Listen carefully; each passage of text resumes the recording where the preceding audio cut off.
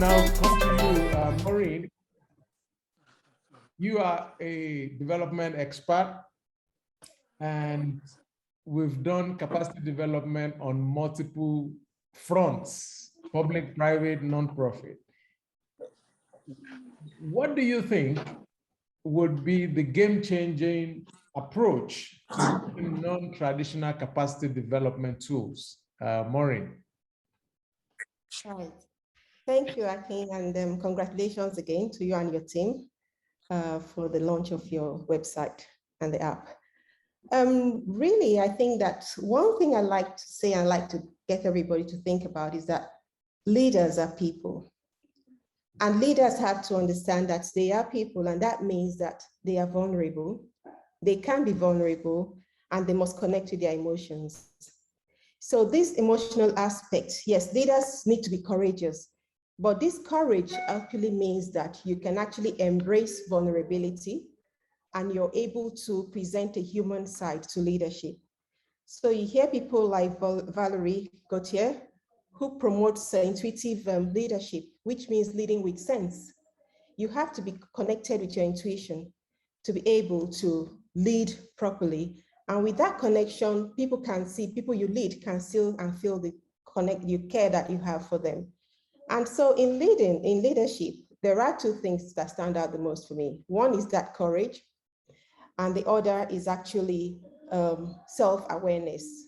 I've read through a few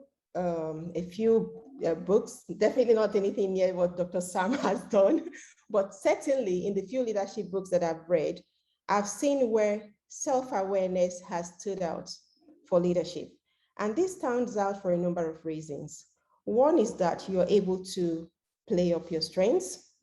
And the other is that you can actually understand what your weaknesses are and you can manage them. Because when you're leading with people, it means that you're going to be taking decisions. It means that you'll be connected to your emotions. There'll be times when you will be under pressure, but then you have to remain calm even when you have to take decisions, because you may take decisions that fall right out of place if you address them without thinking and without managing the pressure and the heat that you have. So staying calm and continuously thinking that you need to keep solving problems, as they come up. So that needs a calm mind. So you have to be self-aware to the point that you know how to manage that. Now, there are tools available out there which you need to get hold of in order for you to assess yourself. But you don't, I'm actually also the regional representative for Belbin, an accredited Belbin team role facilitator. This is a tool that was developed back in the 70s, and it is still relevant today. I remember talking to them at Belbin saying, oh, I don't know, selling this in Nigeria. Nigerians like things that are fashionable. And they said, the thing about Belbin is that it is always in fashion. So the likes of Google, the likes of Alibaba and so on use Belbin, they use it. And the reason that they use this is that in leadership, there is a very key component, and that is behavior. You cannot take behavior out of leadership. No matter how much you read leadership literature and all of that, it all boils down again to who you are. You lead the way you are.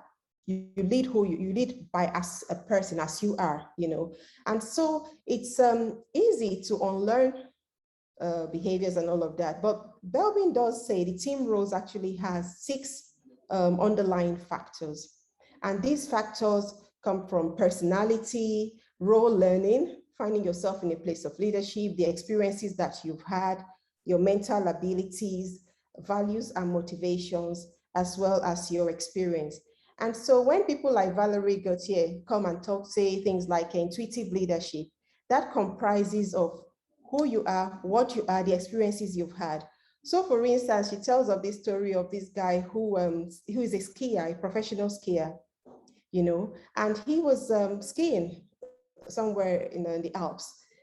There was like a snowstorm coming up.